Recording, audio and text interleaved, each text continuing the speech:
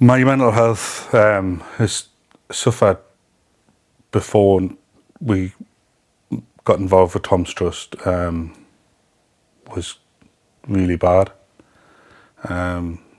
When Grace was diagnosed, I felt like I'd failed as a parent. I felt it was all my fault. I couldn't go out to work after Grace has relapsed as much as what I wanted.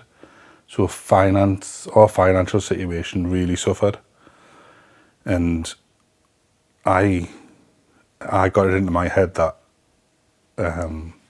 my family would be better off without me around financially.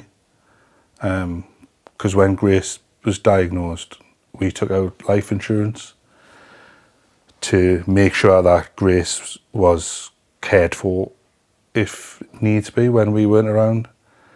So when I got that in my head, I left the house, got in my car and was going to jump off the Tyne Bridge. Got near the Tyne Bridge and luckily something clicked in my head and I turned the car around and come back home. And since then, I'm more open, talk about my mental health with everybody. I try work out every day. Exercise releases a chemical in your brain that makes you feel better, makes you feel happier. I do dabble in a bit of ice bath and cold water therapy, which gives a shock to the system, but it is really, really good for my mental health. I find it really therapeutical. I don't think anything can ever prepare you for the news you get when your child is diagnosed with such a serious illness. And I remember just breaking down after the doctor had left the room and just left Hayley and I to it. And for the rest of the day, I was quite emotional. And then I woke up in the morning in what was old nurses' accommodation, like emergency overnight accommodation that they put me in at Addenbrooke's. And I cried again a lot and then realised that actually what I needed to try and do was be as strong as possible for Hayley and Camille in the situation that we were in. And I don't know if I cried then in front of them again at all throughout the whole process.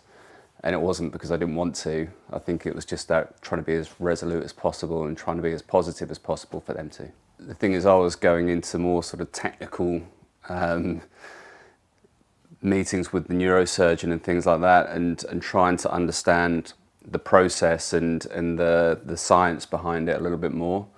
And therefore the conversation I was having was very clinical, whereas actually what Hayley and Camille were going through was much more of the emotional state, I think.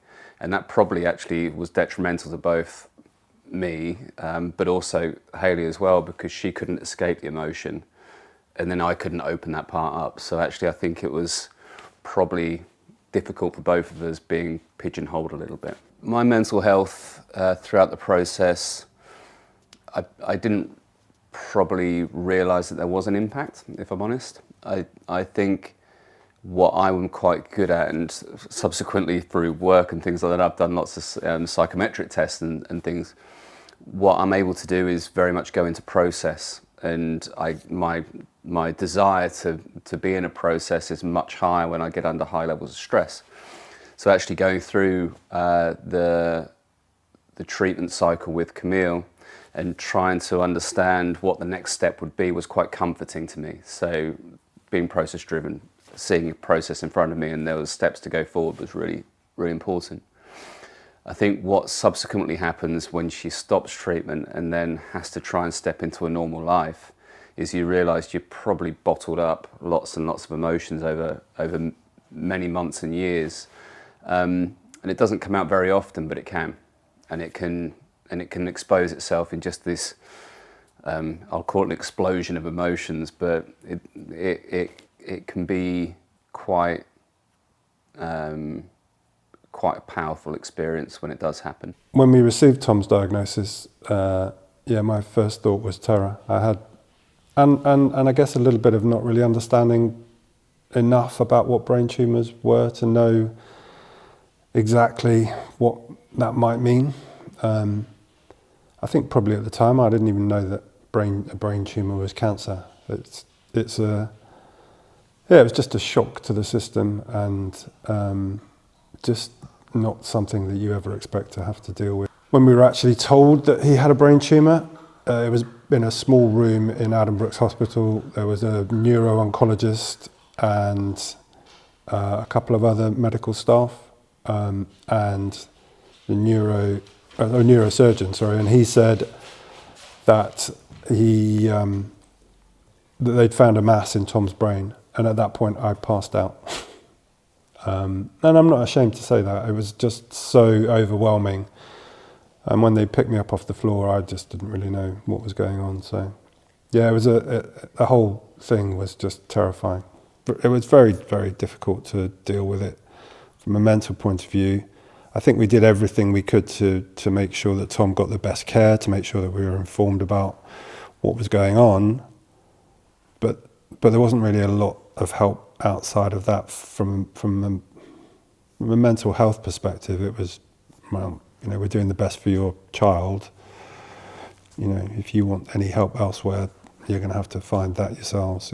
You were pretty much left to swim on your own. I think Tom's Trust could have solved many of the problems or addressed many of the issues that we had, both in terms of not really knowing how to deal with it ourselves, but also not really knowing how to deal with Tom. My overriding feeling is just still disbelief that this has happened. We had a son who was bright and vibrant and funny, and less than a year later, we didn't have that boy anymore, and I still can't understand how that happened. So,